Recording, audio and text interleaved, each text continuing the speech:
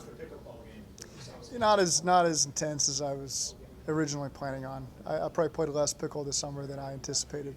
Why is that? I don't know.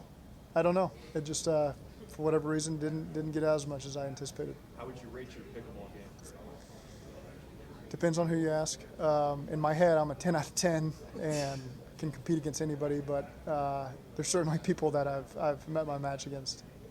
After the renegotiation with Joe Mixon, how important is it for you guys to get him in the fold, presumably long term? Yeah, I think he's had a great attitude every step of the way since I've been here, and I think that's one of the things that people in this organization appreciate about Joe is the energy he brings to this team and this franchise, and he just wants to win, and so whatever it takes to win, he signed up for that, and so we really appreciate that about Mixon. You see the numbers across football the last few years, but now especially with contracts running back this offseason, it's a devaluation of that position. What are your thoughts on that across the league? I don't really have thoughts on it across the league. We just look at our own team and what's best for our team at this moment, and again, just ready to move forward with the whole thing. Third down, running back. How do you see that position shaping up throughout camp? Yeah, it's a battle. That's a big unknown for us right now. And so we've got some guys that can certainly take those reps. It can be one guy, it can be multiple guys. We're not going to put it in a box and say this is what it's got to look like. The part about Joe Mixon is, he's a featured first and second down back as well. And so he can do some of that stuff on third down, but you want to keep him fresh and try to keep some of that stuff off his plate. Obviously, there's a role for him there. But there's certainly an opening for some other guys to step up and take that. And you look at last year, I think we had 100 catches about at the running back position.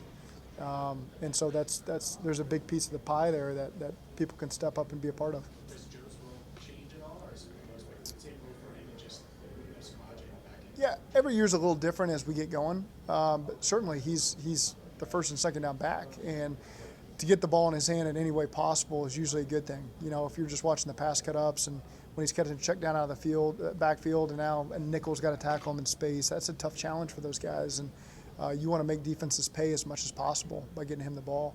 And so there's a lot of different ways that can take shape. Has that part of his game evolved since you've been here, pass catching? I don't think it's evolved necessarily. I can picture over the last couple of years many times he's catching the ball on a check down on a play action in the flat or catching the ball on a swing route off a drop back and always gaining extra yards there. So I can't think back to maybe 2019 tape, but these last couple of years I think he's been really effective coming out of the backfield catching the ball. You're the fourth or fifth guy to sit down here today, and something that's been echoed by other guys is that you don't want to speak publicly about the negotiations with Joe Burrow, contract negotiations with Joe Burrow. Why do you think that agreement, if you will, is important from both sides to not speak publicly about that? Well, our focus is just on getting this team ready to play games, and that stuff, the business part of it takes care of itself. That's an upstairs thing, fortunately for me. I get to focus on the team and the locker room, and they get a chance to work through all the negotiations. So it's very simple for me. Just move forward and make sure this team's ready to play. With no Jesse Bates, no Von Bell this year, what are you looking for out of the secondary going into training camp? Well, there's some leadership there that walked out the door, and we're fortunate to be deep at leadership on that side of the ball. And Nick Scott, that's certainly one of the intangibles he's brought from LA, is the leadership role he had there.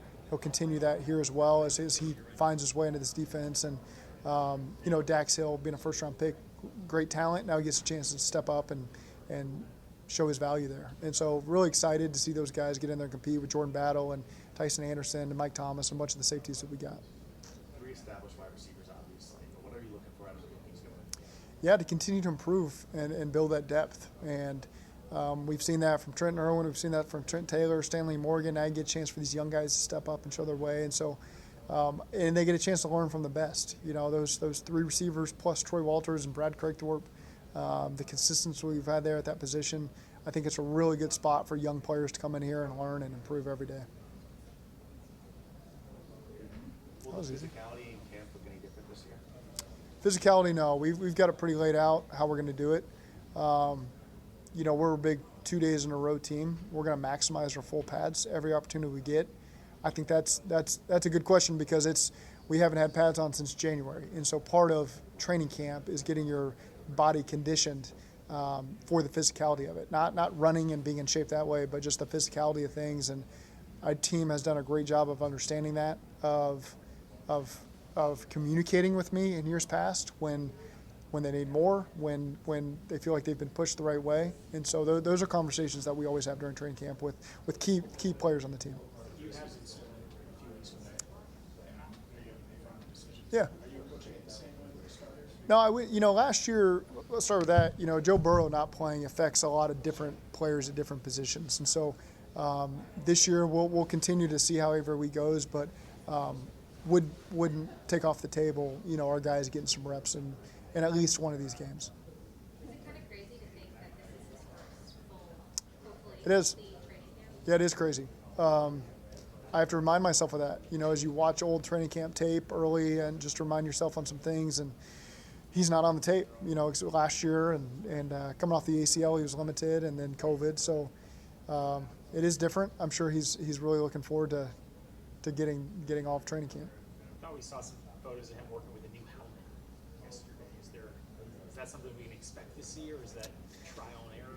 Yeah, I saw that on our Twitter. That's the first I knew of it. I don't notice, when guys change their helmet. So that's not something I've specifically talked to him about. But I don't involve myself in all that stuff. You have your staff back. Do you refine anything on your day-to-day life behind the scenes? I know you've done this so many times. Do you go into an off-season thing? How can I change up certain things? There's certainly things that you change within the roles, and there's small nuanced things behind the scenes with presentations and game day stuff. And so, again, those are things that I think having the continuity on staff, now you get a chance to pass some roles around and guys learn some things and be stressed some ways that they haven't in the past, but also get a chance to communicate with people who had those roles before them that are still here on staff. Usually it takes shape where people leave and someone's got to step in those roles. And so I think that's what's been really cool about this group and just raising everyone's football IQ in certain areas. That's been a fun part of having the staff continuity. Forgive me if this is a broad way of asking this, but how do you feel right now heading into this season? Like, do you feel the same as you felt in years past, or now that you've been here for several years, does it feel like a different spot to you? No, it's always exciting. You're always anxious to script and get back on the field and present again to the players and make sure you're not missing anything, any conversation that you want to have with the player before the season starts. So there's always these things that go through my mind of things that we still got to get done, especially in the next 2 days, even before camp starts. And it doesn't feel much different. It's always excited to get back after and get the players in the building. What was your favorite thing you did during the offseason, favorite part of the offseason? You talked about pickleball. What was your favorite part of the offseason personally? Again, just I think movie nights with my family. Well, I guess it wasn't with this group. It was with that group. I said that. We watched a lot of movies this summer as a family, sit on the couch, just try to enjoy that time together. And so my favorite thing to do is go through movies I like from when I was a kid. And so I was telling them we watched Blue Chips the other night, with my two sons. So not the little girls, but my sons. And that leads into a conversation of Bobby Knight, because really Nick Nolte, it seems like maybe he's emulating Bobby Knight to an extent. And then it gets into college recruiting and where that all goes and NIL. So these movies lead to a lot of different things. We watched the one Moneyball. And so now I get a chance to talk to my kids about the salary cap and the lack of salary cap in Major League and how franchises have to be built a certain way. And so they probably just want to watch the movie and enjoy the movie. I pause it constantly and start to educate them on, okay, now do you know why he's saying that? And so it's that's fun for me. Maybe not as fun for them, but that was one of my favorite parts of the summer. Do you always get to choose the movies, or does it rotate? So I got booed off the stage the other night because I've been really batting 1,000. And then I did Rush Hour with Chris Tucker and Jackie Chan. I thought it was funny. There was not one laugh the entire movie. And so I maybe lost my voting privileges during that one. Moneyball is a little bit over 2 hours. With all the pausing, how long did it take to get through this? We usually start at 8. I never really track when it ends. But if there's a Red game on, obviously we're watching the Reds game first. And so it's some nights we miss. Yeah. Is the movie draft day off the table since it's about the Browns? They said they'd seen that. And so we didn't cover that one again. Yeah. No, like Disney movie type. No, we watched The Mitchells Against the Machines. Is a Netflix animated movie. My daughters got to watch that one. I think it's really funny. They seem to like it. That's a good recommendation I've got for anybody with kids 10 and younger. I think that was a good family-friendly movie. Machines are taking over the world, AI, and his family's got to fight back. So it's pretty good. This is the last question. We have to start lunch here. How much have you talked with David Bell? I'm just curious the dynamic between the two teams. Yeah.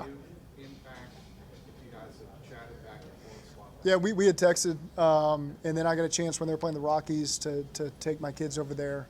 And so, went down in the clubhouse with him after the game and met some of the coaches and got a chance to be around the players. And always have had a ton of respect for him and his family, and they've been great to us. Our wives have connected. He's got a son that's my son's age. And so it's been fun watching them and have the success this year that they're having. I'm very mindful he's in season, so I don't want to be driving that because I know I don't respond to people much when I'm in season. So mindful of that, but we get a chance, to connect every couple of years or so.